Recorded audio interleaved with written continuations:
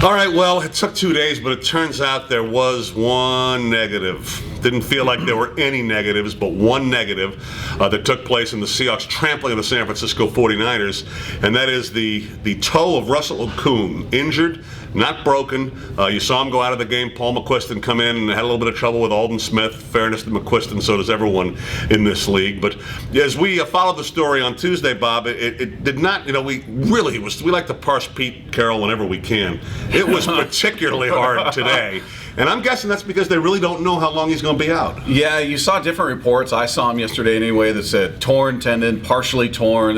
There seems to be no real clarity on what the injury is and how long he'll be out, as you said. But you start thinking worst case scenario. He was asked, Pete Carroll was, is it possible he could be out for the entire season? He sort of talked around it, but the important part of that is he didn't say no.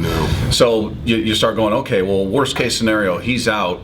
What do you do there? Because he was crucial last year. He was absolutely huge to what they did in the offense last year. He was healthy the entire year, and he was arguably one of the best left tackles in all the NFL.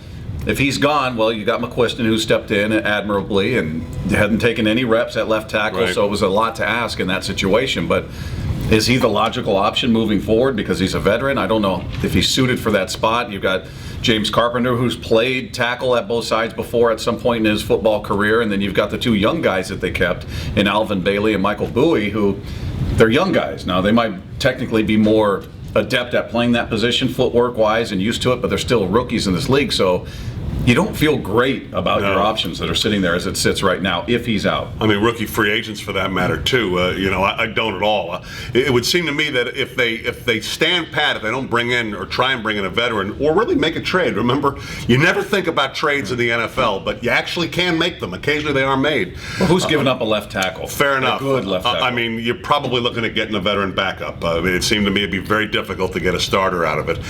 I think that the answer is probably McQuiston, just because of their comfort level with him and Cable's comfort level with him. Brought him over from the Raiders.